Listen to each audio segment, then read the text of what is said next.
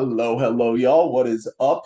Hopefully, my boy Evan's going to be here soon, but I wanted to make sure we were able to go ahead and go live starting now. I didn't want to dally too much immediately after the game. Sorry about that. So, first and foremost, what an awesome game we were able to see, short of a little bit of an absence, unfortunately, from Tyrese Halliburton.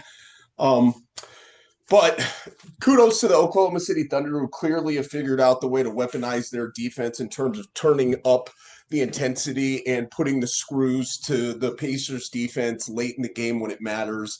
We've seen now in game 4 and game 5, and really for most of this Oklahoma City Thunder run, a team that's been capable of turning it up just an extra notch that other defenses just aren't capable of getting to.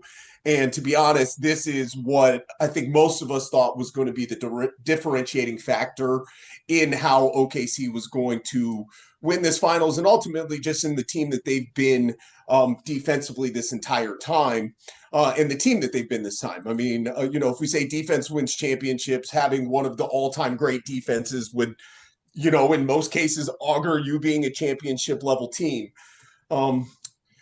Got to give a lot of credit to Pascal Siakam for the performance he gave tonight with a Thunder team with the Pacers team that obviously needed it incredibly. They were struggling to be able to really get anything going.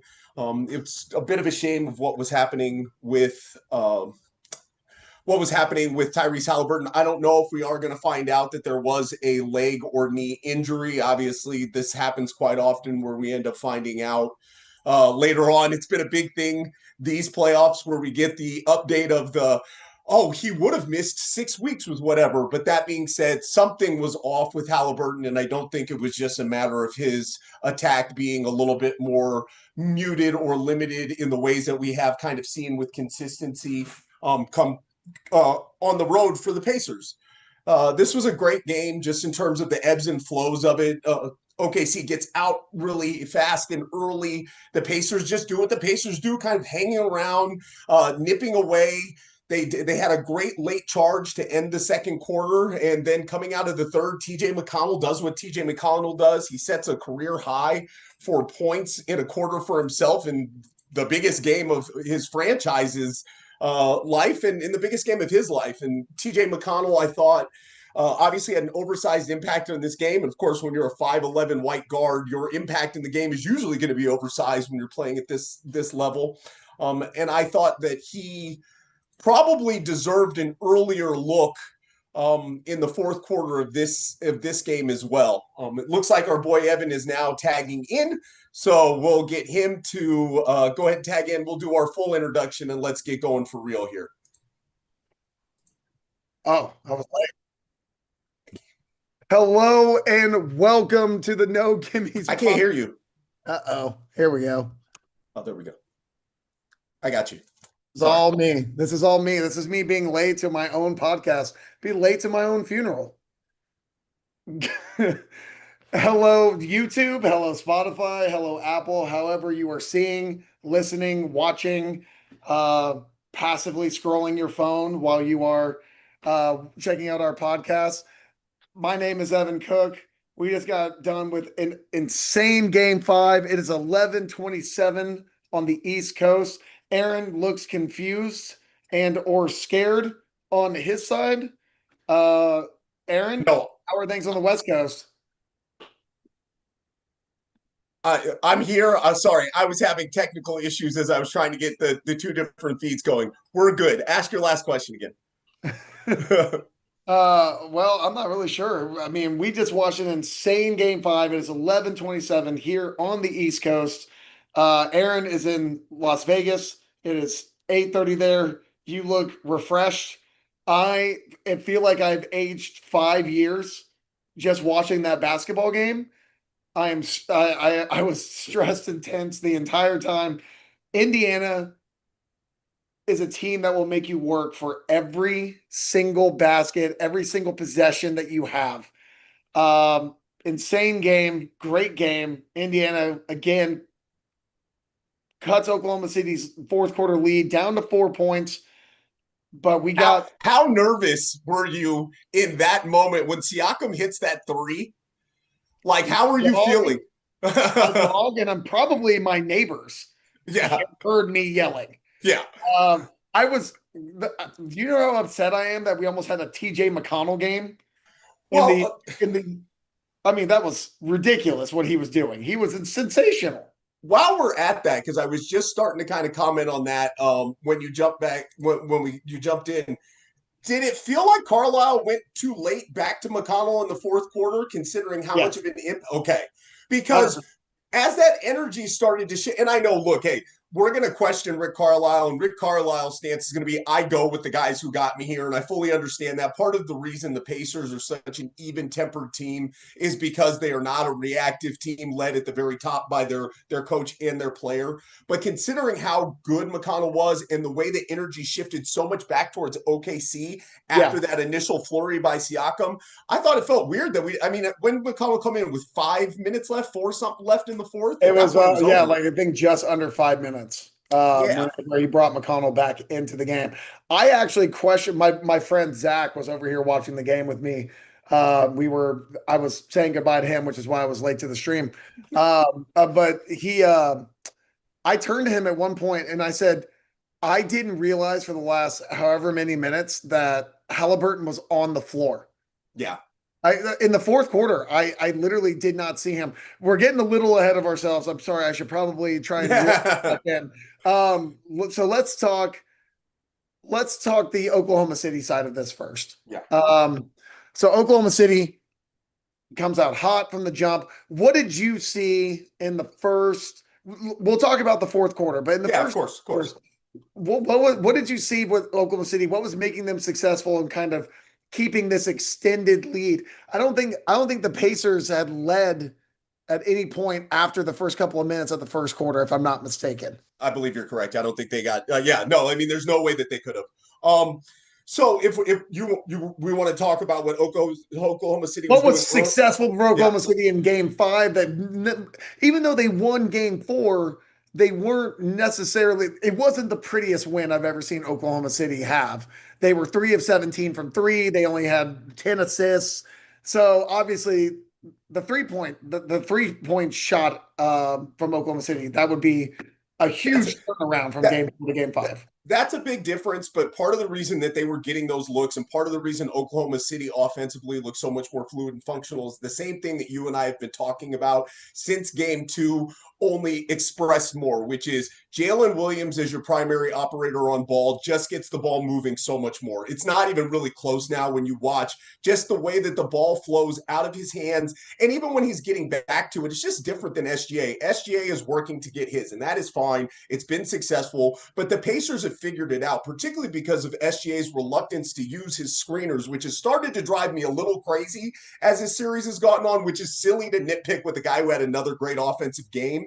But you can tell that the Pacers are more and more comfortable defending him in those actions than Jalen Williams. And then the other side of that is Isaiah Hartenstein looked like the most activated version of him as a passer and a distributor early on, particularly with Jalen Williams cutting. I thought Jalen Williams cutting in this game was the difference of the game. The way that Incredible. he opened, like, I think he may have had 10 points off of back cuts. And it was just, he was doing such a smart job of weaponizing the way the Pacers are overplaying the passing lanes and trying to get in that. And he was just, I mean, this game is the Jalen Williams game, anyways. Like, you want to talk about a I'm here, I fucking arrived moment. This was incredible. Preach. Just Yeah. letting you go there. No, I was actually going to call. Can we call this the dub dub? The This is dub dub. Jalen Williams won this game for Oklahoma Yeah. City. He Yeah. was absolutely sensational tonight. I guess he should be the first point, even though I am glad you brought up the Hartenstein point. But I mean, he's the story of the game. Even though Shea also had like the quietest 30 points I think I've ever seen him Yeah. score. I mean, he was also great. And after a 0 assist performance, he had 9 assists, including a beauty to Lou Dort in the fourth quarter. That left-handed touch pass Yeah. that Dort on the kind of like mid-wing corner area. Yeah. That was a huge shot for Oklahoma City. But yeah, we need to talk about Jalen Williams. I do But really quick just before you get into it, sure. because you made a good point. I don't want to make it seem like I'm trying to look, Shea had 9 assists and I thought operated really well. But there is as we get into the Jalen Williams things, you can just tell there's a very big distinction in terms of what the other Thunder players are doing Yeah. when one guy is operating out of the pick and roll versus the other. That's just the truth of it. No, I actually didn't even really question your point to that, to I that. more to the listeners out there than Yeah, anything. sure. No, but like I guess what I meant to say by that is like I didn't question your point in the sense that um SGA has always been a ball dominant guy. And I mean, from a guy who's watched Oklahoma City a lot, there were a lot of questions about him as a point guard, as he's grown through the Oklahoma City system, as he's matured as a player. There's always been a question of whether he was actually more of a natural two and as opposed to a one. And then you go to the comments like he wanted to be the black Steve Nash, or you go to the comments about he's like, hey, I'm a point guard. I'm not a two guard. I'd rather be on the ball. But he's not as great of a facilitator because he is so good in isolation. Yeah. And he showed that again tonight. He had a lot of isolation buckets. But yeah, like, so one of the big changes that Oklahoma City has made, which is, I think it might be a bifold or even a trifold reason of why they're doing it. So one of the reasons is like Nembhard just wears Shea out if he has to bring the ball up every time. We saw this in the New York Knicks series with Jalen Brunson. He was gassed. I mean, he was getting picked up full court all game long, and they would refuse to bring the ball up unless it was in transition with any other player. So Nembhard and Nesmith, those guys just worked Jalen Brunson over. I mean, that's exhausting. So you're saving SGA and his legs. Two, Jalen Williams, when he was in college at Santa Clara and growing up before that, he's always been a point guard. Yeah. So him being a primary ball handler and being able to take that away from, the ball pressure off of Shea, that's a big point for Oklahoma City. And he's capable of doing it. He's also capable of getting the offense moving. And then, three, making Shea kind of like an off-ball offensive creator, like a secondary creator, it kind of opens up some of his actions because he can get the ball in different places on the floor. So he's not bringing it up the floor and he's 30 feet away from the basket where he doesn't shoot a high volume of threes, and he's pretty league average, if not below average, at shooting threes. It's a flaw in his game that you can point at, but that also saves. He's catching the ball at kind of the mid wing. He's catching the ball at the nail. He's catching the ball kind of in the lower post. Sometimes they can feed it to him inside.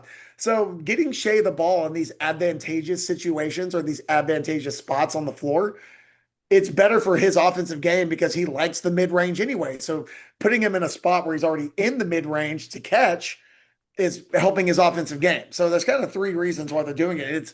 It's paying a lot of dividends for OKC. Did you see the same? Yeah, 100%. And what's funny is it's already started, and Tim McMahon teased it a little bit, but the Jalen Williams, Scottie Pippen comparisons are going to get real rife and heavy probably after this playoffs, just because of the way Jalen Williams has. Well, part of it has to do with some of the stuff you're talking about. So one, it's the late growth spurt for a guy who was not very recognized as a college level prospect until high school. It's the on ball point forward stuff and the defensive stuff, right? And I think to your point, one of the biggest things that happened to the Chicago Bulls offense was when Scottie Pippen started being more of an on-ball performer and Jordan started being a guy who was getting the ball at his spots. And I think much to what you're saying, and I'm not trying to like hammer home that point. I'm just getting ahead of it because we're going to be hearing it a lot over the next 6 months with those two players, Jalen Williams, Scottie Pippen. And I think that there is some of that offensive kind of relevance to what we're seeing here as well in terms of exactly what you're talking about. If Jalen Williams is operating on the ball, Shea doesn't need to have the ball initially to get into all his stuff. In fact, there's an economy of effort that's better for him being off it a little bit earlier because the reality is he only needs 6 to 7 seconds to work into his stuff. So why wouldn't I rather have him do that at the 14-second mark instead of him doing it at the 21-second mark, or if he's going to be doing it too much and dribbling out the possession. And so there's so many levels to why I really like that they do that. And it's just Jalen Williams, when he's what he was today, there is no stopping him getting downhill. They try bumping him off his spots, he's changing directions. They try standing him up, he's going fade away over his shoulders. He had the full array going, and that guy's bag is so damn deep if he's hitting his spot up shots and is off the dribble because he's bigger and longer and he's really good with finishing with both hands. And obviously, I'm here to gush about Jalen Williams today because I fucking love the guy, and this performance was so much fun. Aaron has always been, his account on Threads has always been a Jalen Williams stand account. It always has been. Yeah. If you ever, Aaron's been high on Jalen Williams for a long time. For the listeners out there, you've heard this story, obviously, Evan. My dad's heard it too many times, and he probably hates hearing it. But my dad's a scout, obviously, for the Bulls. I had told my dad where I had Jalen Williams ranked in that draft, and he did not agree. And he did not agree to the point. What's that? I actually in that draft, I only had him 8th on my big board, which wasn't. I mean, when you consider where he is now, that seems laughable. Yeah. Well, OKC also they traded up to draft Ousmane Dieng. Yeah. Jalen Williams, knowing that they were going to take him with the 2nd pick, but they wanted to make sure to secure Dieng. Yeah. Before they got Jalen Williams with the 12th pick. And shout out to Ousmane Dieng, who I still really like, but I never I have never sold my stock on Ousmane Dieng. But there's been I'm in the Dieng gang. I've always had been. Dieng gang, I did it. But there's been a running joke now with me and my dad because he was so vociferous in terms of his opinion of him. And obviously I was right, and I've been wrong plenty of times. And he's a professional scout in the NBA. He's right a hell of a lot more times. But I just want it to be known, since I saw his tape in Santa Clara, I was about that dude. Your dad, to your dad's credit, there were a lot of people when that draft happened that questioned the Jalen Williams pick. I read a lot of draft grades, and he was one of those ones that was like, I don't understand this pick at all. Why did Sam Presti do this? He seems like a project, et cetera, et cetera. Obviously, he saw something that the rest of us did not. Oklahoma City has some of the best scouts in the league. I was going to bring up, did you see the graphic at halftime of Jalen Williams's shot chart? He was at 19 points, and it was 7 of 13 from the floor. He had 1 shot from 3. The other 12 shots were in the paint. Yeah, that doesn't surprise me. He was a man on a mission. Operating it like he owned it. Yeah, yeah.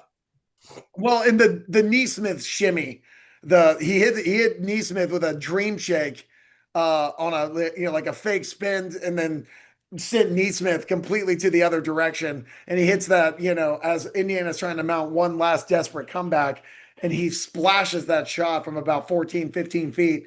And every shot he took toward the end of the game, it really just felt like it was going in. What was he? I think I'm looking at the box score now. I think he ended up 14 of 25. Yeah, 14 of 25. He was 9 of 12 from the free throw line. He was 3 of 5 from 3. I think he was a plus 14 in a game that they won by 11. So, I mean, he was literally the reason. Yeah. Even Shea, whatever, as good as he was tonight, he didn't command the game the way that Jalen Williams did, because it felt like he was getting everyone involved. Yeah. And Shea was passing, which is crazy. I don't know. Did that Shea game to you, did that feel a little muted? Was it just because of how good Williams was, or I think it definitely was because of how good Williams was. I think also, look, Shea's greatness has gotten to the point where we take it a little bit for granted. He's going to wake up and drop 30, and he's going to do it in a way that it just feels like it's metronomic. Like, it's just, he does it in such kind of a consistent fashion that it's more surprising when Shea has an off game, and that's not totally fair to him. I do think the other thing is just because Jalen, for as good of a defensive player as Shea is, and as good of a passer as Shea is, when you watch those guys as a comprehensive impact on the game, you just feel Jalen Williams more in a play-by-play scenario typically. Like when Shea, I mean, it's hard to say that when Shea is the same guy who scored 15 points in the last 5 minutes of a fourth and some of those things. When Shea is attacking and aggressive and scoring, he's unstoppable. But Jalen Williams just does all these other little things at all the times. It just makes you kind of constantly aware of him. And so then if he's giving you 40 points, now it's like, oh God, like, because Jalen Williams at 20 points per game, Jalen Williams with the season average at 21, 5, and 5 is a guy you feel infinitely. Now, obviously played so much beyond that. that I think that's a big part of it too for him. Is it too early for us to have the conversation about who might be Finals MVP? Because you had asked, and I was thinking the same That's thing. on I was going thread. to bring that Yeah. up on here. Yeah, I mean, it's probably too early for me to be asking that question, but the last three games, I said the last two games, but it was the last three. I mean, he had Yeah. 26 in game three, but he was so sensational in game four that it stood to reason why I was asking the question. I mean, yeah, I think you were right. If Shea doesn't have 14 clutch points in game four and close that game out, and he's also been averaging about 30 points a game on 50% shooting. So, I mean, Yeah. it's really hard to look at, but how good Jalen Williams has been, it's worth asking the question, especially going into game six and potentially a game seven. Um, I know that ESPN threw up this graphic a couple of times. I've seen it on SportsCenter and I've seen it on NBA Countdown. They're talking about Oklahoma City at home versus being on the road. It's a very stark difference in their offensive rating, their points per game, the amount of turnovers they force, just the way that they tend to play on the road. They've been a little rickety on the road. Um, I'm not looking forward to game six too far ahead, but going into game five, did you have Oklahoma City kind of penciled in as I your did. You know, okay?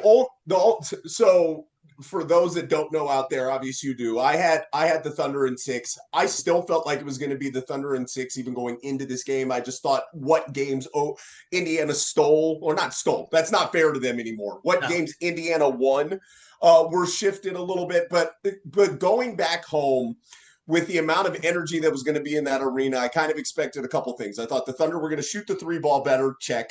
I thought we were going to see better performances offensively from their bench players. But Wiggins was really big early and scored some buckets that particularly mattered. Cason Wallace finally showed up offensively, and that Yeah. three, I thought that three Cason Wallace hit at the 22nd mark, I believe, at the end of the second quarter was huge because the way the Pacers were chipping away going into the third was that thing that we just feel that makes everybody's butthole pucker a little bit. And Wallace hits a three that extends it back to 9. He has no threes in the first 4 games. He hits 3 threes in the first half of this game. And so those two things in general, we talked before this series started, and we said the benches were probably going to be the differentiating factors. I think for the most part that is held up to be true. And generally speaking, and really just as a rule of thumb, role players play better in home environments. And so I thought for all those reasons we were going to see that from the Thunder. And I think the Thunder probably get game 6 in Indiana, but for those same exact reasons and the fact that this is the first time the Pacers have lost consecutive games in the finals, I'm not shocked if Indiana wins game 6 for exact same Right. reasons I thought this Thunder would win game 5. Since you already brought them up, I want to do a couple of quick hits on some of the Thunder's other players, and then we can switch over and start talking about Indiana. Yeah. A couple of weird games here. Chet Holmgren, 4 of 15. Alex Caruso, 1 for 8. Luguentz Dort, 3 for 7. All of those guys were Chet was a plus 12. Dort was a plus 14. Caruso was a plus 8. And he only had 2 points. I'm sorry, you seem like no. I was just going to say, as a basketball coach, I would want every single player I have to watch those guys play this game to understand how the hell it is that you can impact a game dynamically when you don't have it going offensively. Chet Holmgren's effort, particularly in the first 3 quarters, I think he started to get a little gas, but he was still fighting his ass off. But the way he was getting up and down and his rim protection and just his fight, despite struggling offensively, I thought was awesome. Caruso obviously makes that huge play on the steal in the fourth quarter. Yeah, you never have to. That dive that he made past Siakam, I was watching that play and I was like, there's no way he can get to that ball. Yeah. And he out hustled Siakam to get to it, and it was huge. Could not have been bigger. I mean, you got Caruso, 4 steals, Holmgren, 3 blocks, Lou, just all world defense. Yeah. I mean, look, Luguentz Dort, shout out to Bill Simmons for kind of already making the point, but there had been so many conversations about whether Dort was the guy that was going to be the financial the one that was Thank you. The financial casualty of this Yeah. offseason. And what we've seen is that's not possible for this Thunder team because for as good defensively as Casey Wallace is and Alex Caruso and all these other guys, Luguentz Dort is on another level in terms of where he can go. And in terms, especially for a duration of time, like Caruso can give it to you in really awesome spurts. Dortz will give you 35 to 40 minutes of just balls to the wall effort. He's locked in, he's engaged, he's tough, he's smart. He's making a case now where if this guy continues at the pace that he's playing, we're going to be talking about him not just as a great defender in his current era, but as a great defender all time. And that feels premature right now, but over his performance in the last 2 seasons and in this playoffs and this finals especially, whew. Well, guards never get the credit defensively that the big guys do because they don't have the highlight plays where they're blocking shots. They don't have the rim protection. They're out there just kind of doing the dirty work. It's like being a good cornerback in football. Like when Darrelle Revis or like Richard Sherman and those guys, you're a great cornerback whenever you have like almost no stats because no one throws the ball your way. That's how good Luguentz Dort is. So like you'll look at the box score and you're like, yeah, that box score doesn't look like that impressive. He didn't have that many steals. He didn't have that many blocks. Why is he so good? And you're like, because no one even wants to throw the ball around him. They like the guy that he's guarding, primarily Tyrese Halliburton. And I know that we're going to get to the injury part of this and we're going to have a conversation about how much that affected him. But it's just not a joy to be guarded by Luguentz Dort. I cannot imagine that it's fun. That guy is a fire hydrant who runs at you at 1,000,000 miles an hour, and he is as physical as any player can legally be allowed to be, and sometimes illegally be allowed to be.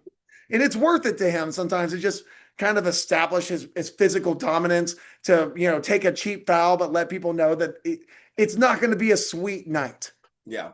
Luguentz Dort was great. Aaron Wiggins saving basketball as the Thunder fans have mimically let him know that he is the savior of Oklahoma City basketball. I don't even remember why that joke started, but thank you, Aaron Wiggins, for saving Oklahoma City basketball as always. Huge night from him, 4-7 from 3. Needed every one of his buckets for Oklahoma City to win that game. Weird Chet game. Did you feel that?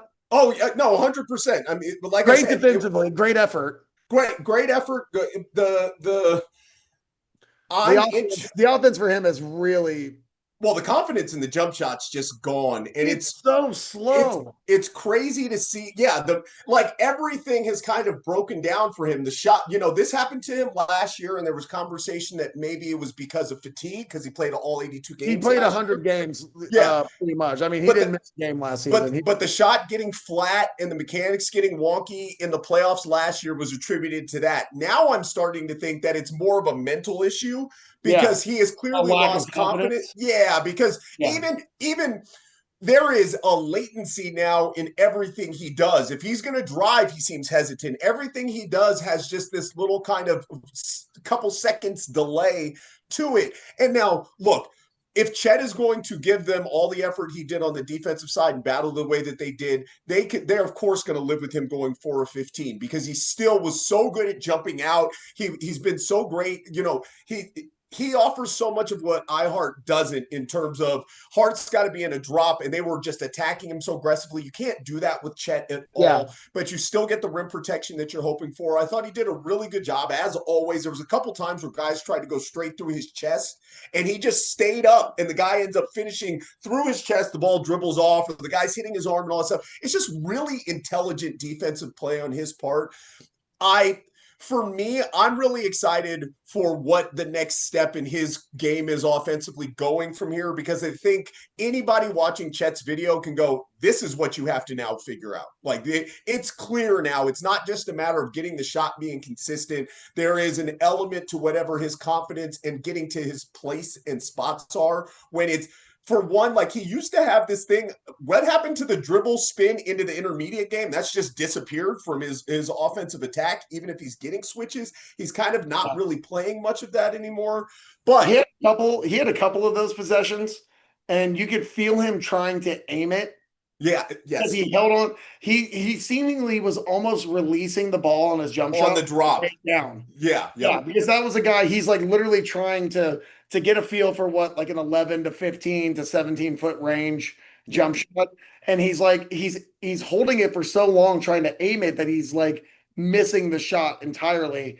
So yeah, he had a couple of mid-range where he was kind of working his Kevin Durant spin move, step back, using my length to get away, the way that he's kind of modeled some of his mid-range game about. Yeah. It wasn't working for him because he just didn't seem to have a lot of confidence in the shot. Defensively, though, he was sensational. I thought he and Cason Wallace for the duration of the game. I mean, Dort's kind of in a separate thing, but I thought he and Cason Wallace over the course of the entire game probably had the biggest impact as defensive players. There was a couple possessions there where Cason Wallace defended four different Pacers.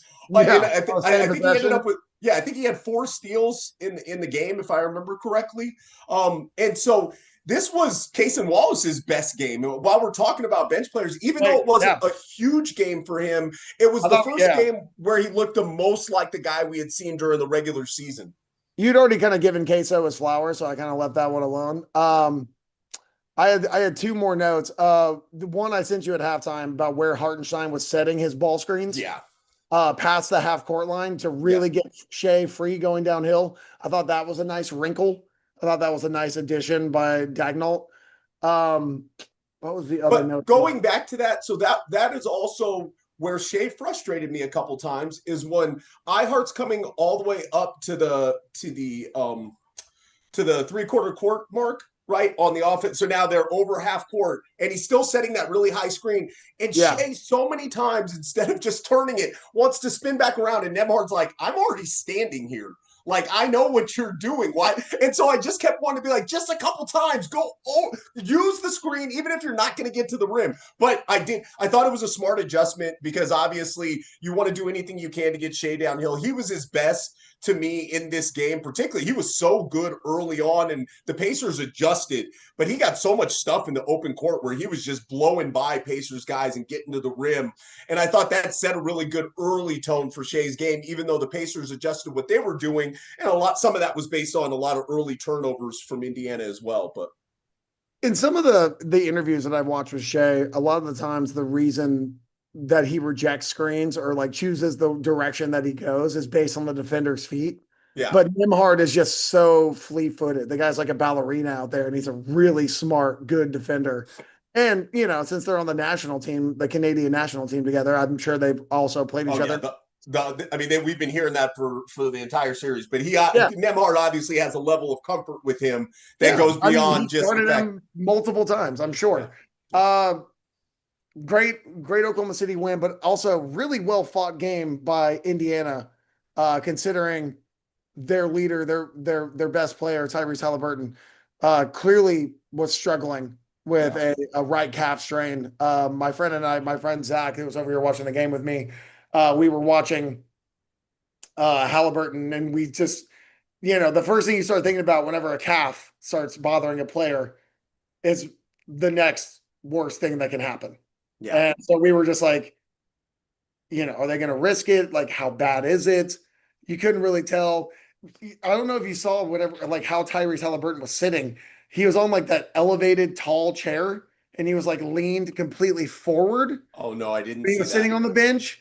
Yeah, I didn't know that because it looked like he had like his hands and his knees, like he was fatigued, but it looked like he was also like it was a way to like extend his right leg to give it like less of a chance to cramp.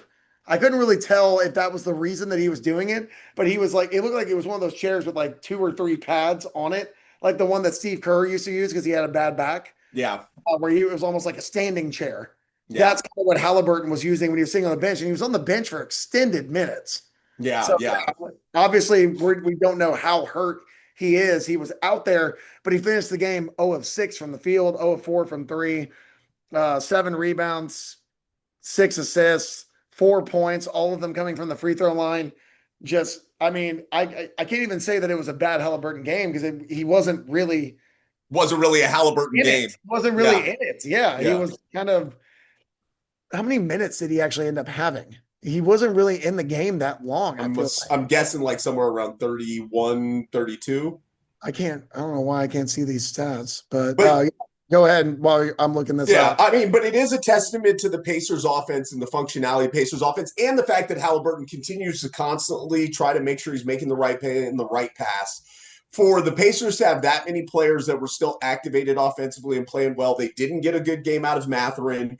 Um, Benedict Mathurin, I was trying to figure out like what was the best way to describe him to somebody who doesn't watch basketball. But like, I don't know if you ever had this experience, but when I was a younger guy, you know that hot girl that would like call you, and sometimes she'd call you and it meant that she like was feeling you, and sometimes she was calling you just because she needed a ride to the venue. And it feels like that's Benedict Mathurin's like offensive game. Like sometimes he's putting out and sometimes he's not. He's just kind of there and along for the ride. Um, Just really opened up an old wound, man. Should I name her on this YouTube live? Mine was Katrina, if that helps. I won't say the last name, but Well, hers is not as cool. It was just Lauren, but okay. it's more exotic than it sounds. It was, Yeah. but But I anyway, mean that like it's just I thought he did give them good minutes to close the second in terms of his aggression, but he obviously sits on such a fine razor's edge between when his aggression is beneficial and when it's detrimental. And I in this game it was more detrimental than it was beneficial. He was struggling defensively. You could tell he was getting frustrated. The other side of that, Toppin gave them some good minutes and some good energy, even though if it was, you know, they have so many different guys off of their bench that play well. I thought the Tony Bradley minutes were interesting. He really went in there and battled, and they needed that on the interior, but he allows Isaiah Hartenstein to be on the floor longer because he presents no threat really as an offensive player on the pick and roll, particularly in the pick and pop. And that's the place where you're going to be able to play Hartenstein off the floor, is attacking him in space and making him have to make yeah. decisions. You know, the Pacers got 3 early buckets in those actions, and I thought it was a little strange. Again, I know part of it was just because of the limitations of what they have. Look, if they still had Isaiah Jackson and James Wiseman, we wouldn't even be talking about Tony Bradley. But since both of those guys tore their Achilles and Thomas Bryant has been rendered ineffective, and they're just kind of looking for stuff. But the Pacers, Miles Turner was kind of weird in this game. It felt like he had some good stretches and it felt like he had some bad stretches. And it's just, Yeah. he hasn't been I know he's been feeling unwell, but he hasn't been the player that the Pacers need from him as their third I best thought he, player. I felt like he was giving them really good minutes, and then I look over and he would just commit this really dumb foul, and I was just feeling like, well, he's getting himself into foul trouble. He's kind of disrupting the flow of what Indiana was trying to doing by getting these stoppages or getting these extra possessions to Oklahoma City. Yeah, real roller coaster game for him. I liked him in spurts and I disliked him in spurts. I thought his response to playing poorly in game 3 and game 4 was to try to come out here and be extra aggressive. And I thought defensively he was committing, not only was he committing some bad fouls, he got away with like 6 different plays. Oh my God. Where the play with Chet on the missed dunk, that was clearly a foul. I mean, he was just in there slapping, and I thought he I got away couldn't with a figure lot out why he was getting free throws on on that. And that was back. And now look, we don't have to. The second time was that it was a late call because it was Halliburton who got fouled. Yeah. And it wasn't Turner, but he literally got 2 free throws when he came down with a rebound and Caruso like hit his arm. Yeah, And I it's was very like, strange. why is he he's getting away with so much stuff? Yeah. Well, it didn't happen in Indiana and it didn't happen in the Gamebridge Fieldhouse. So apparently, all those fans are whining and complaining at the same time. Did it really happen? Yeah. Just want to go real quickly. Indiana shot 30 free throws to Oklahoma City's 32. There were 25 fouls called on Indiana, 24 on Oklahoma City. So if I hear one more goddamn conversation about the fucking refereeing, about the officiating, when Scott Foster called more fouls on Oklahoma City than he did on Indiana in game 4, I want to murder that conversation with my bare hands. Sick of the complaining, man. Just this isn't a series where ultimately the officiating is going to feel like it really made the difference. We know that that's always kind of like the default, and that's everybody's favorite go-to whenever their team loses. It's pretty maddening and undeserved. If you're the Pacers, Just it's fucking really boring. if It's you're the fucking Pacers, boring. it's as simple as this. Mathurin goes 2 for 11. Halliburton doesn't have a field goal. You're not going to be able to win. And Nemhard, who I thought was fine, but only gives you 7 points from Yeah. those three guards. You get a combined 18 on. I can do quick math here. On 5 of 25 shooting. Yikes. Woo! That Yeah, is I was looking at the box score at the end of the game, considering how ineffective Halliburton was because, of Lou Dort and the bad leg. 43 bench points from, the Indiana bench. It's even though it was strange, like I thought that Obi Toppin also had a very strange game. yeah. I thought he had really impactful stretches and moments where I thought he was kind of bad, but that I thought he was he's really good offensively, but defensively, I thought he looked lost, which is so weird because he's been really good as far as like just like standing up Oklahoma City players, even when he gets switches. Like he's been guarding Shea pretty damn well, I yeah. thought, in the last couple of games. But he had some weird defensive stretch, but offensively, the guy was awesome. Yeah, I although really, he was. They need more. They need him to be better than 1 of 5 from three because of he's yeah. out there to present that stretch four. He's got to be that. I don't disagree. I thought Did you catch Stephen A in the intro of the show? He was like doing some fake thing where he's so upset that Obi Toppin wasn't on the Knicks, that he wasn't that he was on the Pacers now. And my first thought was like, do you think Thibodeau would have played Toppin no, in that series? my better question is how long ago did Stephen A. Smith realize Obi Toppin wasn't on the Knicks? Like, did that happen in this finals? I think his solitaire app crashed and Yeah, he he's was like, oh, like I guess I got forced to watch engaged. basketball. I love that he like tried to claim that that was during a timeout when there's video of it being during the run of play. What's funny is I didn't see the video. All I saw was the still shot. In the still shot, it's his phone and a bunch of fans standing. Anybody who's been to an NBA game knows the fans don't stand during timeouts in mass and they don't stand during reviews in mass. So what were they all standing? Were they that excited for Red Yeah, Panda? Like, give yeah, me a fucking exactly. break. Complete and utter lie. I mean, it's not surprising that like a guy that I've never really trusted that watches basketball actually doesn't watch basketball. Yeah, He gets paid color me $10 shocked. million. Dollars. He gets paid $10 million a year to talk about sports, and he has no, it's 20. It's 20 million, I believe, on his new Shoot me in the contract. fucking face, Yeah, man. Oh my yeah. God. There is no fairness, and just so Sorry. we're clear, because making the reference about how he doesn't know stuff about his own team and what he's paid for. I don't know if you remember, but last season he was complaining about Quentin Grimes as a Knick several weeks after Quentin Grimes had Have been been traded traded. from the Knicks. Yeah.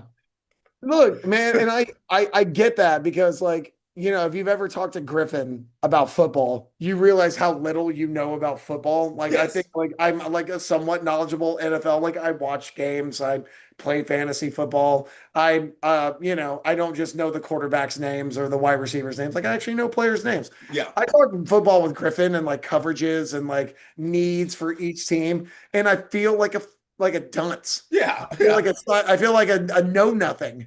Yeah. Right. So I'm like, yeah, it's hard to cover several different sports, but you're also being paid $20 million to do so.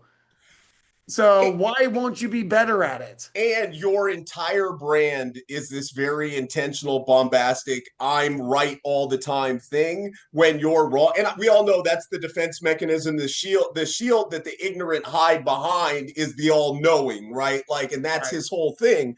But he's not the only one that covers multiple sports. He is the one who easily chafes the most, like about the Yeah. way in which that he does it. And so that's part of my problem Give with me it in the first Bomani place. Jones over Stephen A. Smith any day of the week. Thank you. Please and thank you. That's all A I need. hundred, 100. I, Or I, more importantly, the other thing too, and I know that this is because this is ESPN and this is what they do, and they want to make sure they're pumping their guys. Don't have him covering the goddamn finals. Like he doesn't have to be up there. Why do we have to be forceful with I him? know we're doing a tangent right now, but I do have a question for you before Yeah, we move on. go for it. We don't have to say Would you yeah. rather have Wilbon or would you rather have Stephen A. Smith? Because I trust Wilbon to at least imbue the broadcast with something that has substance to it. It's Wilbon. It's Yeah. not.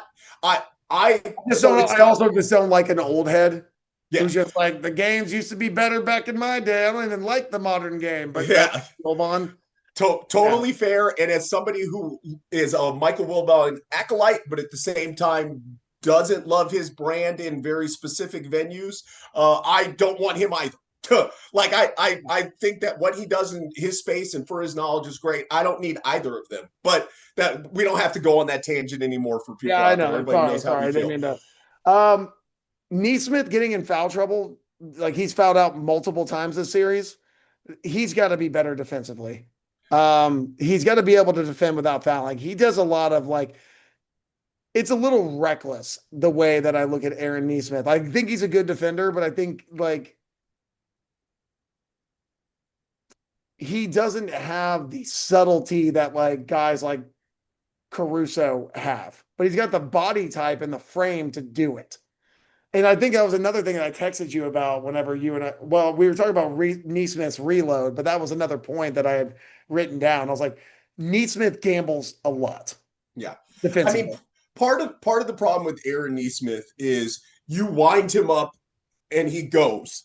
And Yes. there is one Jared speed. Vanderbilt, like, Yes. And now I respect the hell that that speed is full tilt, but sometimes you have to be able to have the ability to throttle down every once in a while and change your approach. And he doesn't really have that. And so in a game, one of the things I was talking about on Threads is Jalen Williams is absolutely phenomenal in terms of his body control, the way that he adjusts to the first contact to get shot angles and stuff like that. And if yeah, you're a player like Aaron Neesmith, where you're going to be stuck defending in space or just defending smart offensive players like Shea and Williams, who are not going to shy away from your physical toughness, you have to then figure out the way to weaponize your toughness in smarter fashions because they're going to take your aggression and turn it on you. And that's yeah. what we're seeing here. Well, I mean, Nembhard, that's the difference between those two defenders. Yes. I mean, I think Neesmith is a hammer, and I Yeah. think Nembhard is like one of those multi-purpose tools. Yeah.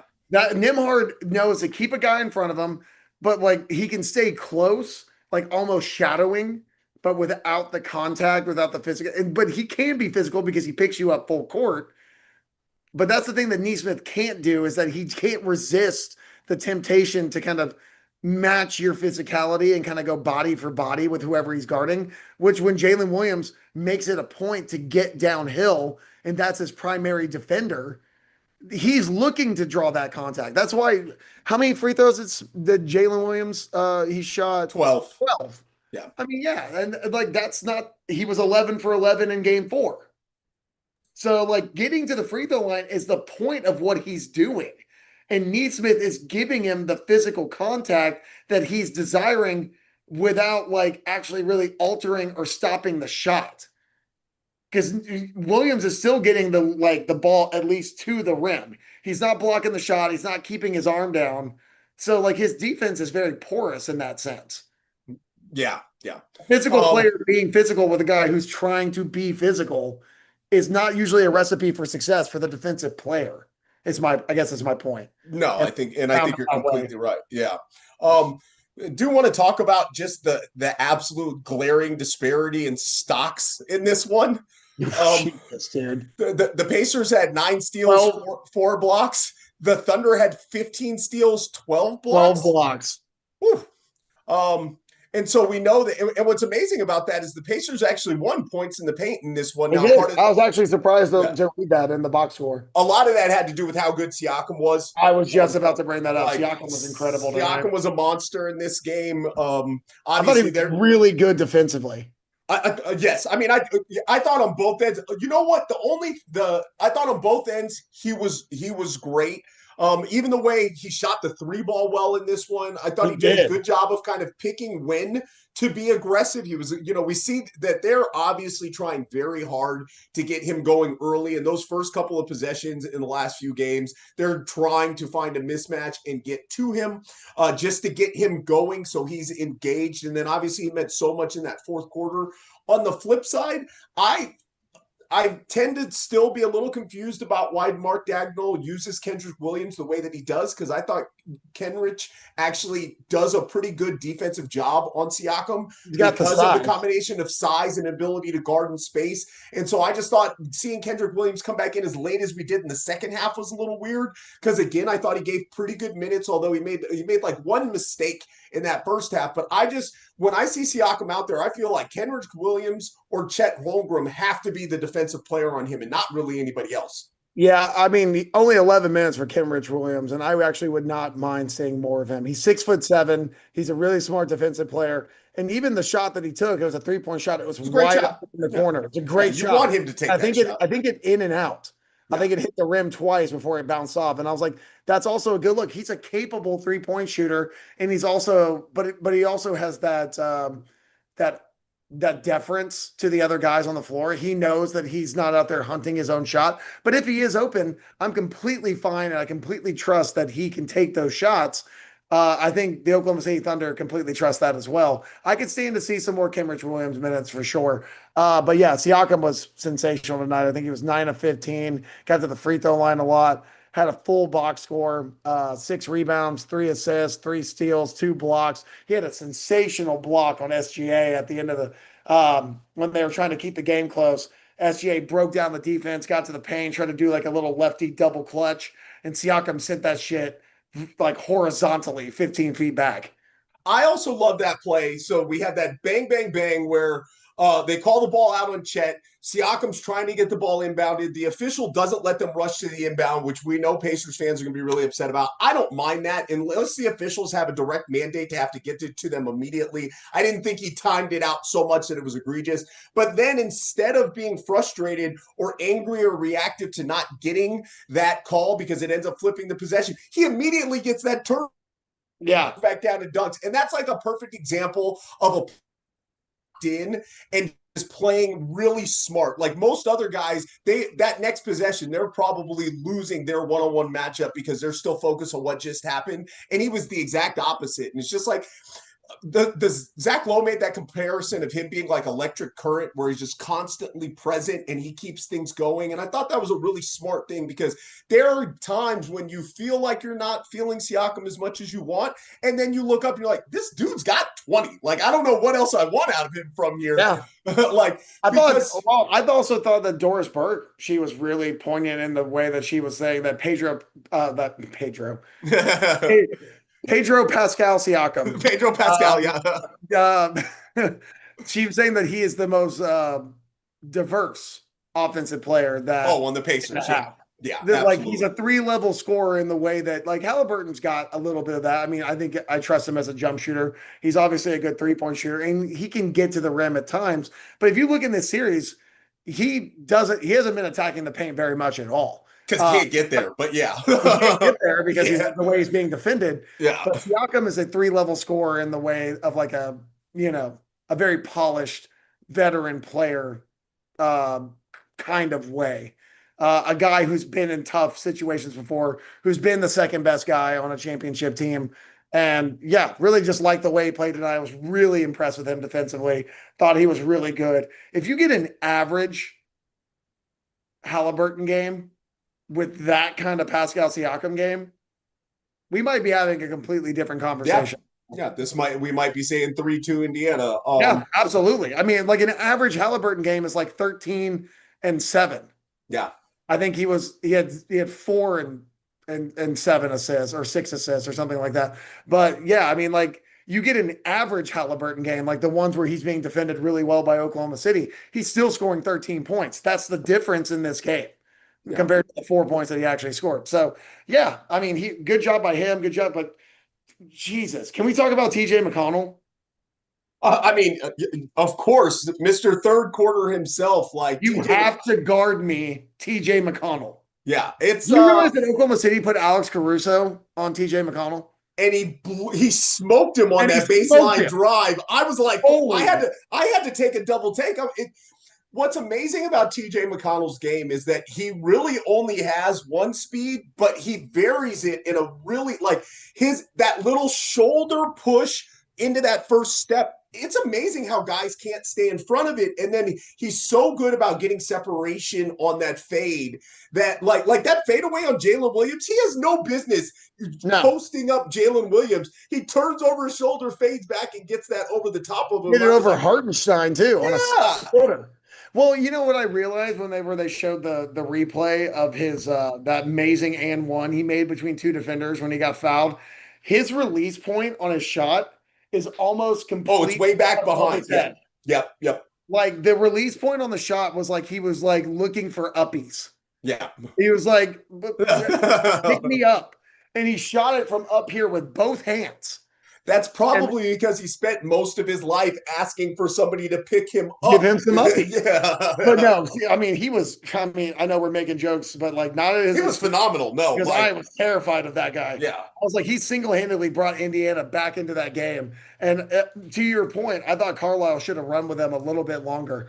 Or at least given him an early look in that fourth once OKC started to get that energy back.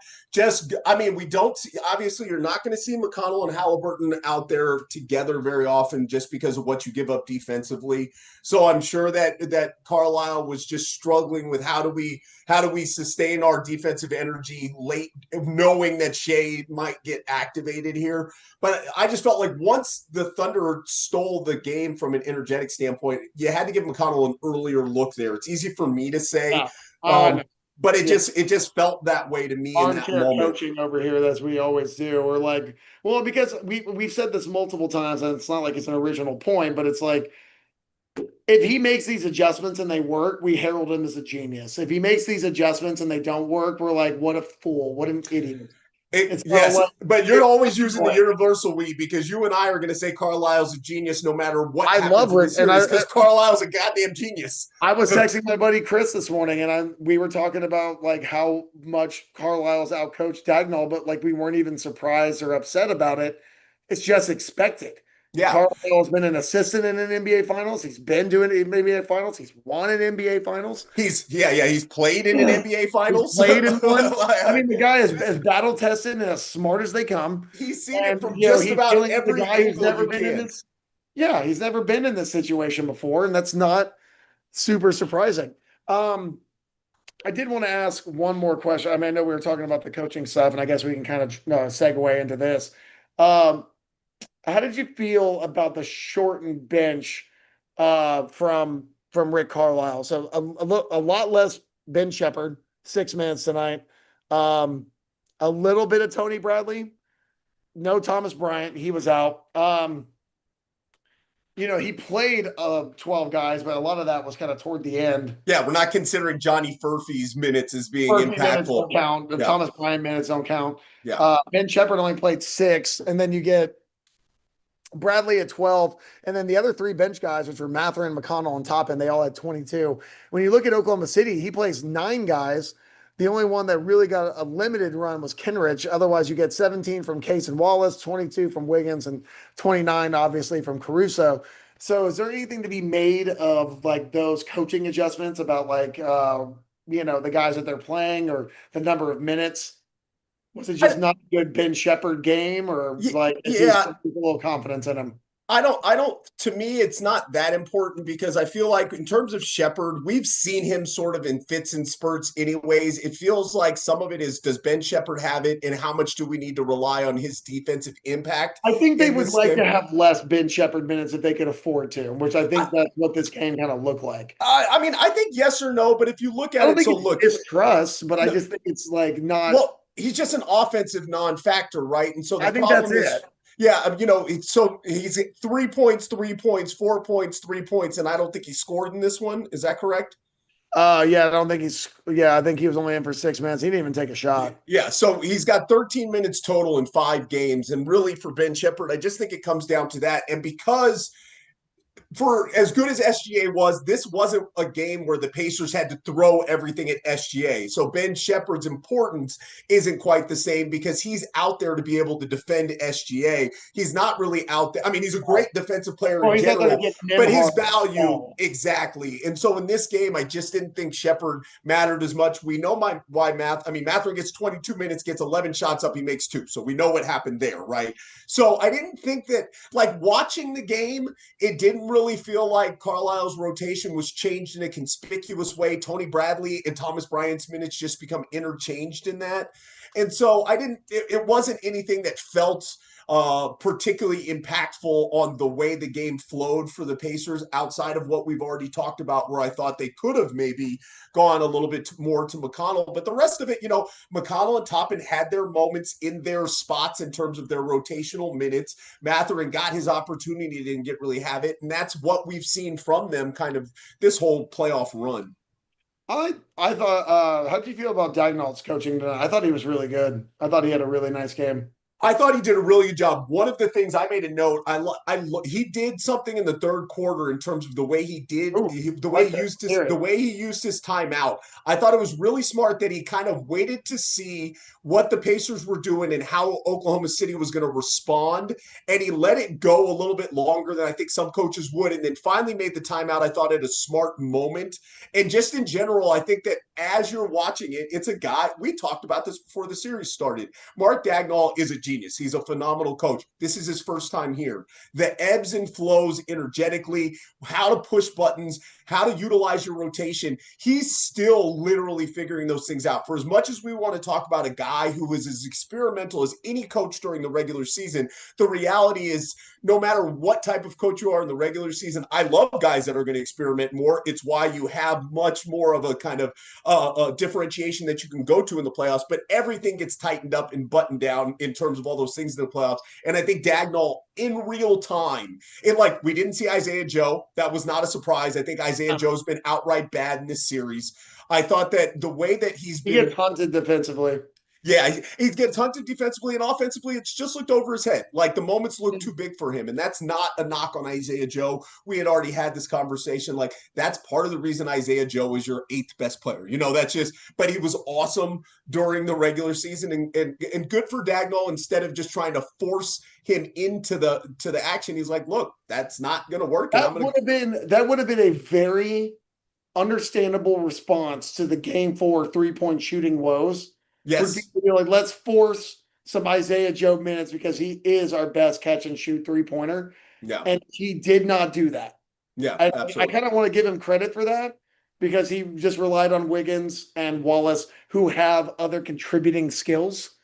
Wiggins is I think he's an average to above average defender. I also think that he's like a decent secondary ball handler in a pinch for to bring up the ball at the floor. And obviously tonight, his offensive input was very critical for Oklahoma City. Hit 3 of his first 4 threes, looked really comfortable out there. I think I said something to Griffin Brock on Threads. We were talking about Aaron Wiggins, and I just said that he's very much a rhythm shooter. And sometimes with these limited minutes or these like uneven, wonky minutes, it's hard for a guy to find his rhythm. And I think that's kind of why he struggled. Shout out to him for being ready, staying ready. I thought he was really great tonight. And again, Dagnall relied on him. Yeah. Him and Wallace both. And now I expect Wiggins probably to matter less on a road game in a real tight situation where I bet he will not get what did he get? He got 22 minutes. I'd be surprised if I'd say more the 15 to 17 range. I think he's going to come in for some spells. But yeah, I think he might. I feel like Dagnall tightens up a little bit more on the road. He has a tighter leash on his guys.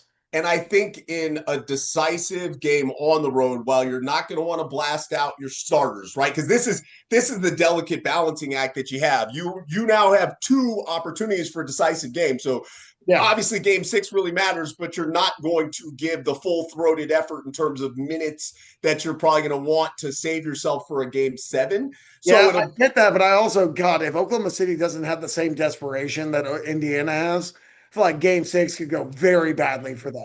but you just have, but that's what I'm saying. Like if you're Dagno, this is another one of those, like having your finger on the pulse of the game is so important Yeah.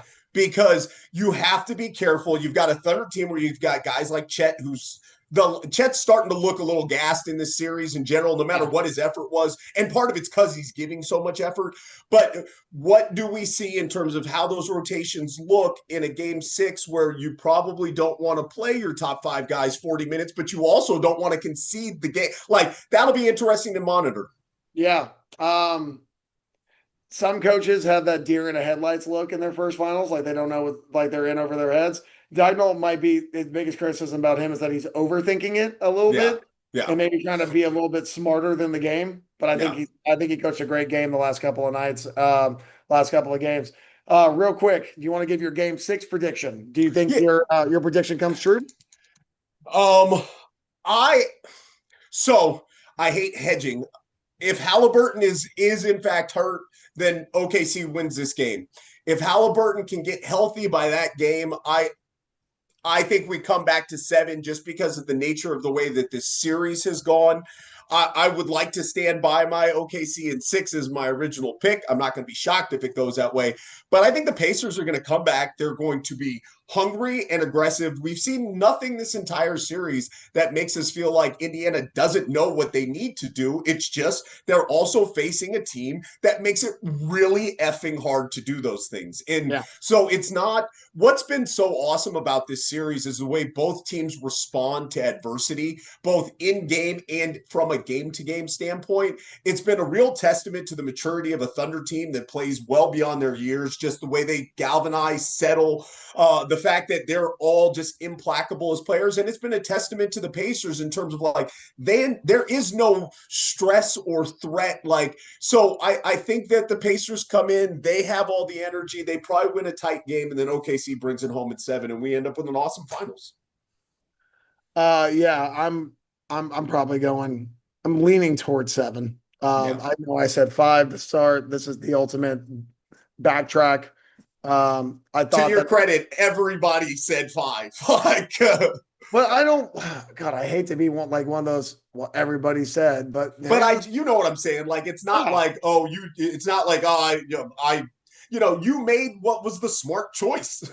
It's just how I felt about it going into it. I think I really didn't give the Pacers enough credit. I think, but it also stemmed from the fact that I didn't give the East a lot of credit when I look at the Eastern Conference compared to what Oklahoma City like. Going through Denver, going through Minnesota. I thought those were tougher matchups. And I thought that made them a little bit more battle tested. I thought they found themselves in that Denver series. But I think this is just one tough goddamn Pacers team. And these guys do not quit. They do not stop fighting. I'm going to say it comes back to Oklahoma City in 7, but I'm still going to stick with Oklahoma City winning the series. But that's my take. So great game 5, fun game 5. Absolutely, awesome. Very entertaining. Yeah, the effort, the energy. I talked on Threads. One of my favorite things about this series too has been the respectful chippiness. Like, I love the fact, and it really, like, you can find it if you want to see the perfect microcosm for what this entire series has been. You watch Nembhard and SGA go at each other because these guys are countrymen, friends, and they are competing like nobody's effing business with each other and going at it. He did this stuff to his cousin. Yeah. But even, like Hartenstein gets that hard foul against McConnell gets that hard foul. Hartenstein just gets up and gives him a dap. And it's like, I love that because nice hard foul. Yeah. And it's like, I'm sparing no quarter. Like, just because we still can be, he popped up and I was like, uh-oh. Are they going to go? Yeah. And he was like, good fucking foul. Yeah, I love that. That's what this is supposed to be. It's not the fake tough guy act. There are the players that are standing up from themselves the way they should. Hartenstein comes over after that foul in game 4 and just kind of gets in the face. Those things should be happening, but nobody's doing the real fake tough guy BS. I was wrong. Mathurin hasn't gotten in a fight so far, but the series isn't surprised by that. But because Oklahoma City won't engage with them. Mathurin and Wiggins were getting at it today, so I was getting ready to say, if it's going to happen, continue to watch those two because there was a bunch of hand fighting between them. I just don't think Wiggins is that guy. You're just not going to get Oklahoma City's 7th best player. It's not going to have the same impact as trying to go go, SGA or Yeah. Jalen Williams. It hasn't worked, but those Now, guys. but the Thunder are smart too. Go do something at SGA, and the guy that's going to come hit you is not going to be SGA, right? Like it's going to be Kenrich Williams, or it's going to be one of those other guys who are going to come back around and do the I see smart thing. James Jones check in. Yeah, James Johnson. James Johnson. Yeah, no, I'm Yeah. running. I'm running Yeah, out. James Johnson checks in. We know the series is going to foul, and it's time. And Yeah, not like I mean, I think we saw him late in game. What was that? Game three. yeah. But yeah, if we see any James Johnson early in the game, then it's everybody needs to be on alert for what's happening. Do But we you haven't seen want to James do? Johnson early in an NBA game in 4 seasons. I So haven't either.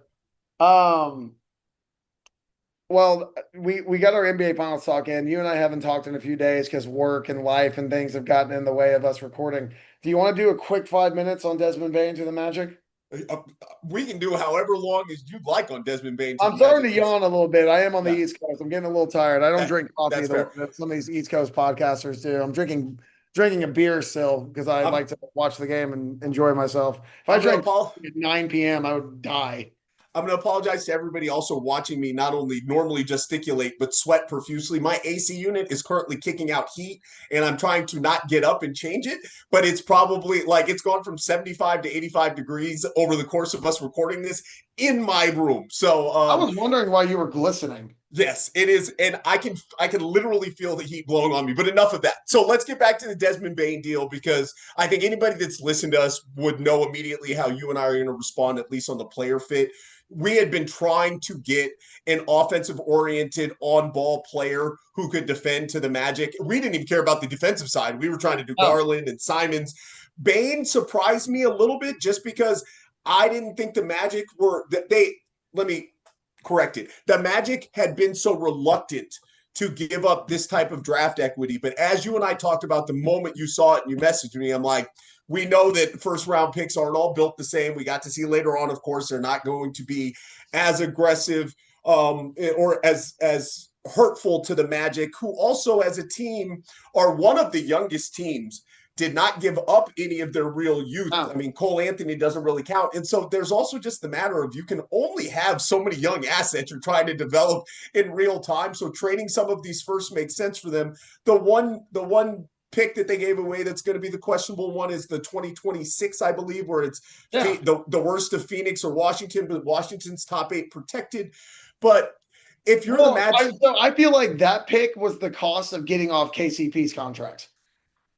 yeah, probably. I mean, that was it was one of the points You got to where take bad money to make this work. yeah, This is why yeah, they didn't give up somebody like Anthony Black or, yes, very good point. yeah, I mean, like, I think that's because the other three picks are Orlando's own. So it's the 16th pick in this year, and then it's a 28 and a 30. And I posted this on Threads. It's like, unless something goes catastrophically wrong, which Bane is such a seamless fit to what the Magic need, his catch and shoot numbers are insanely good. Unless something catastrophic happens, like an injury, those picks are going to be late lottery picks, or not lottery. They're going to be late first round picks. First round picks, yeah. They're not going to be lottery picks. Yeah. So you can maybe get a high end role player or a low level starter. It reminds me of like there's this stupid bit that's on Family Guy, but it's one of my favorite little dumb throwaway jokes. This guy's like trying to give the Griffins a boat. And he's like, well, you can either take this boat or you can take this mystery box. And she was like, Lois is like, oh, well, obviously we'll take the boat. And he's like, he was like, whoa, whoa, whoa. A boat's a boat, but like the box could be anything. It could even be a boat. Yeah. And it's like, dude, but like we have this. But we have a boat. We have the boat. Yeah, we have this tendency to look at like the known asset, and then we look at the unknown draft pick, and we're like, but the tantalizing, it could be the first round pick, it could be anybody. And we start to look at the quantity of the picks and not the quality of them. Absolutely. And just look at the number, and we're like, wow, they gave up 4 first round picks. These are almost essentially guaranteed to be like late first round picks, which are, you can, again, the kind of player you're going to get in that position. It's not really a world changer. And then you look at the players they received, KCP, who's been a complete zero for them, and then Cole Anthony, I like Cole Anthony. You and I think both like Cole Anthony, microwave scorer, off the bench, secondary ball handler guy. Not a guy you want playing more than 25 minutes a game. Well, here's the other question: is so does this mean Scottie Pippen Jr. is not re-signed? Because I like Scottie Pippen Jr. a hell of a lot more I than I think they're like Cole. definitely keeping him. Okay, then where's Cole Anthony's minutes? Because you can't play those two guys together No, because no. defensively you give up way too much size, Is he right? taking? Is Luke Kennard still with Memphis? Am I still? Is he taking I like Luke I Kennard? I don't know what Luke Kennard. I think Luke Kennard's contract situation. I believe he's still with them for one more year. I think he signed like a 3-year extension, but don't I quote me think on that. Cole's a little cheaper. But it's still this. But still, you Cole Anthony is a guard who functions kind of as an on like where does he? Because Kennard you can play because of the size, Guys, but yeah. if you have Scottie Pippen Jr. and John Morant as your starting and backup point guard, where does Cole Anthony fit into your rotation in terms of how do you squeeze in those minutes? Is he your third point guard? Cole Anthony's not going to like that. And in fairness to him, I think he's earned to at least get 15 to 20 minutes a game. And then, like, it's just, and now the Grizzlies side of it, I think, is probably a little premature because they're going to have so much. This is the first move. I think even if they don't blow this whole thing up, I expect the Grizzlies to be a little bit more aggressive this offseason beyond what we just saw with Bane. Talking about the Magic, I do want to go back real quickly about those picks, though, because there is one thing that's important to them, which is now the Magic's financial situation is going to, they're basically going to be a second apron hard cap team as soon as these extensions kick in, right? Yeah. So they are also, for as much as I agree with you, and I would profess the same thing, I like this deal. They're going to have the issue that we keep seeing now with these teams in terms of how do you fill out your roster in terms of functional supporting cast if you're not drafting, because you lose those, like the Celtics are now trying to figure out how Baylor Shireman becomes a bigger part of what they're doing, because as you become more successful, those late first round picks, a la the San Antonio Spurs, become the greatest mechanism for continued excellence on your roster, or at least continued roster functionality. And the Magic now have Jonathan Isaac at 25 million, the Franz Wagner deal kicking in. They're about to have to pay Paolo. They just extended Suggs, and Bane's on a big contract. That's a lot of money right there. No, you're not wrong. I mean, this is definitely that. I think that was the conversation that you and I had. Yes. Whenever the trade happened, I was like, this is such a commitment. Yeah. Because when you have because you really are, you're locking yourself into this player, this team for the next half a decade. Because you're giving up the 25 pick in this draft. You have a pick swap that's heavily protected, but it's still a swap. And you have 28 and 30 going out the door. So that means you have your 26, your 27, your 29. But again, you're going to more than likely be good in those years. So what are those draft picks worth? I am curious. I know that they have other draft equity. They didn't have to they have other things that they can use to make other moves. Yeah, But well, I mean, I think I would not be surprised if Wendell Carter Jr. and or Jonathan Isaac end up on the way out. I think Carter Jr. at this point has more value to other teams than he has to the Magic, just because of he's overpaid for being a good defensive big who's really limited offensively, and the shot just went to absolute hell this season. So if he's not giving him anything there, and the doesn't he Magic have? I'm sorry. I didn't mean to cut you off. No, you're fine. I was just going to say the Magic have so many defensive oriented players. And even if it's, I mean, I don't think Goga Batadze as their starter is something they want to be in love with, but I just don't think you can afford to keep Isaac and Carter at their cap hit on this team with how little they give you offensively for a team that can kind of afford to lose a little bit of his defensive identity because they need to focus on their offensive one. I wonder if that's going to be another trade target for the Los Angeles Lakers. Carter Jr. I mean, we heard that. No, I was Isaac. I really, honestly, both. I think, but both I think of Carter. Them, yeah, I mean, good point, both of them. But I was thinking of Jonathan Isaac when I said that. I think Carter Jr. is the guy that they'll really go after. Real quick, too, Luke Kennard is an unrestricted free agent. Scottie Pippen Jr. is in contract for an extremely affordable contract, or extremely affordable $2.5 million with a club option the following year. Great business by the Grizzlies. Jesus. Yeah, that's really well done. Yeah. Yeah, I was kind of curious. You know who could really use some offense off the bench would be a team like Denver, a team that just had such a problem, finding guys to fit around. So I wonder if a Cole Anthony Yeah, him getting moved to another Yeah, that rerouted. yeah, Now that makes a lot of sense, honestly. I don't again, I don't I mean what they still the Grizzlies have too many players still of that tertiary value. Not yeah. the obviously trading Bane, but they have too many guys. They've got 15 guys. They need 10 guys, and so I think that there's going to be some other movement for them. I don't expect it to be big, but considering what Jaren Jackson Jr. is going to get paid and what the value is for him on a $22 million cap hit versus that guy getting like, I'm not, him being traded has to continue to stay in play. I still like, yeah, that trade really does just scream like because they didn't really get any like super serviceable players in return. No, This what they wasn't got is to this wasn't build. even like a four quarters for a dollar situation. Yeah. They this was about the assets, and they're not super great assets. They're draft capital. They got 2 quarters and 5 dimes. Yeah, which made me is that what they're trying to do? I, look, I've heard that there's smoke about Morant to Miami, which that backcourt would just be abysmal. But at least it'd be it fun. would. Oh wow! So Miami would keep Hero. Hero's not in that deal, and so it's Hero and Morant. Does does Miami want to pay Tyler Hero? I'm sorry, Memphis want to pay Tyler Hero $50 million while they're bad if they're blowing it up?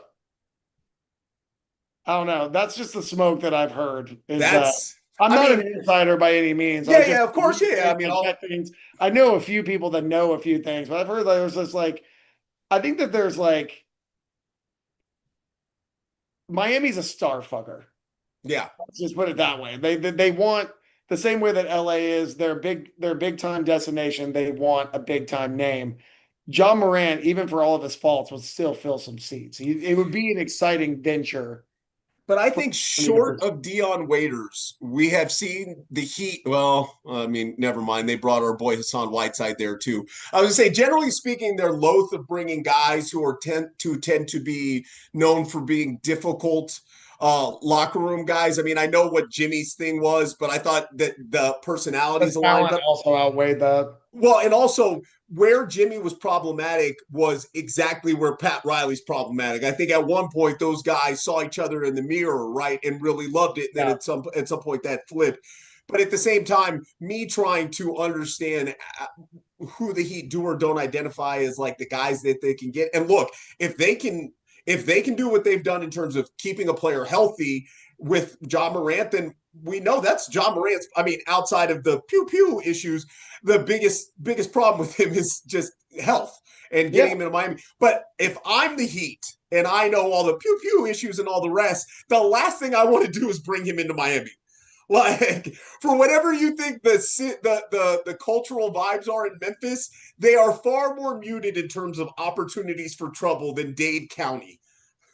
Well, I mean, that's what I'm kind of saying. I mean, doesn't a guy like John Morant with his history of gun violence and poor Not decisions? violence. In fairness to him, it has not been actual violence. Just the Fair. threat of gun violence. Physical violence has apparently been a thing. No, I mean, like, if I'm the Heat, here's a question for you. If you're the Heat, would you rather have Lonzo Ball or John Morant if all things are equal? I'd rather have Lonzo because he's more of a facilitator and he's good defensively whenever he is healthy. Is he good defensive? No, I said Lonzo. He's a good on-ball defender. I meant no, LaMelo or Ja. Excuse me. Oh, me. you said LaMelo. Oh, I said Lonzo. I meant LaMelo. Excuse me. Okay, yeah. Well, that's a way funnier question. Yeah, yeah. And I don't actually. Jesus. I mean, you want to talk about a guy who also doesn't stay on the floor. Yeah. It's not like it's it's not like he's super healthy. No. And not like he's great off the court. I'm gonna take Morant. I'm gonna take Morant. Okay. At least he's played some meaningful basketball in his NBA career. He's played in the playoffs once. Yeah. I mean, like LaMelo can't say that. So we went on a little bit of a tangent, but I think most people know in terms of what I expect for the Magic, my biggest concern is that I have to see this Magic offense start to look like a more contemporary version of an NBA offense. Like us now that you have Desmond Bain and you have all these differentiation points in terms of attack for with ball handlers, and you don't have an elite facilitator, but you got a bunch of different guys that can facilitate from different spots. I just need your offense to be a hell of a lot less watching the guy with the ball operate.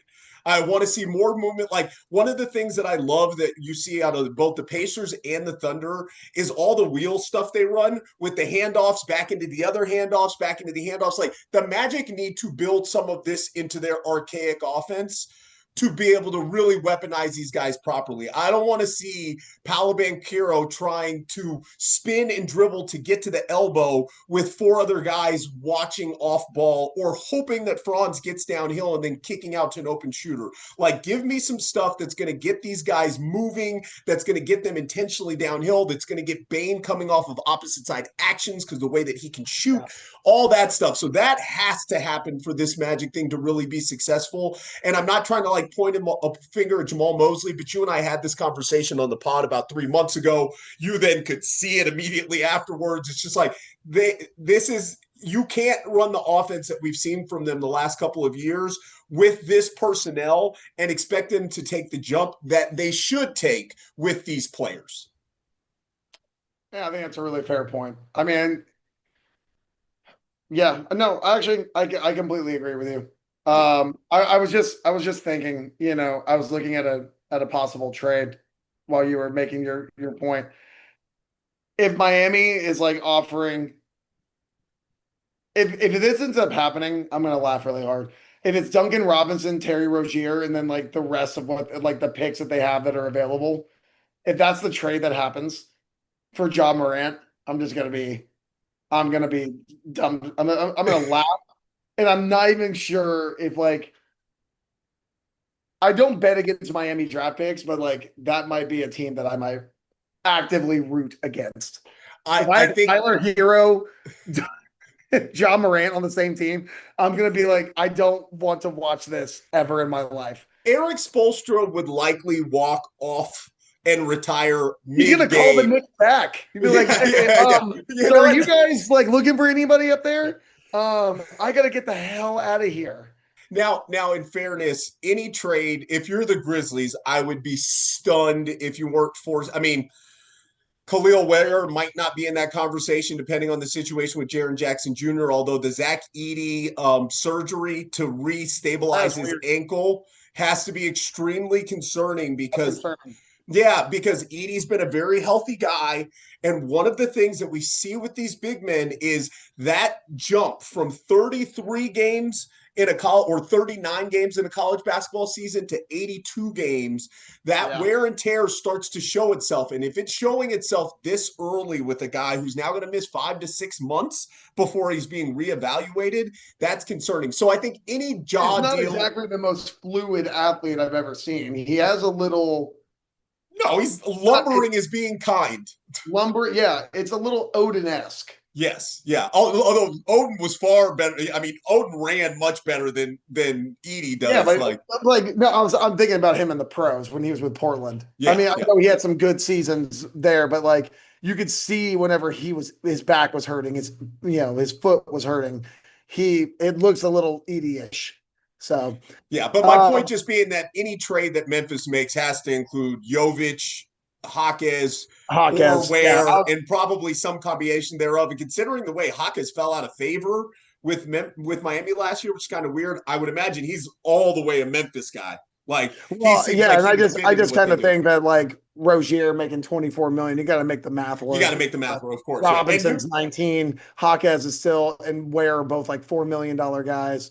So much like KCP, if you're trade now, I don't think Memphis is doing this, but anybody that could potentially trade for Terry Rozier, you're 100% get a first round pick with that because that's he what I was mean. Yeah. So I yeah think if they were to trade Morant, it would be a similar trade yeah where they're no yeah bad contracts, draft picks, yeah and it's a reset on the team because they still yeah. got a lot of young guys that they can use, or tradable contracts as well. So anyway, I'm curious to see where Memphis goes from here because they seem to say that they're saying the right things right now, which is that they're committed to building around Ja and Triple J. But I could very much I could see a world in which It's just a full teardown. Yeah, absolutely. Well, we have game 6 on Thursday, buddy. I'm excited for it. Are we going to be able to do a pod after? I think so. I think we ought to be able to do a reaction pod after it. I don't have anything on my schedule on my books at the moment, but I will double check that. Do you have anything that you want to plug before we say goodbye? This one went a little bit longer on our reaction pod, but we haven't talked in a few days, so we have a lot of things to get out. So this will be a reaction plus pod. I got nothing. I'm excited to talk. Welcome to the No Gimmies Plus streaming platform that we're producing. It's $17.99, and every year it jumps $9, just like every other. And we'll incorporate ads very shortly after we increase your price for pay. Yeah, well, pay us enough money, we will go ad free for you. But I don't have anything to promote either. I'm just excited for some great basketball. This has been a fun series and much more entertaining and awesome for the what about the ratings crowd? I hope they're enjoying it. I hope they're having fun. Until Thursday, we're going to end this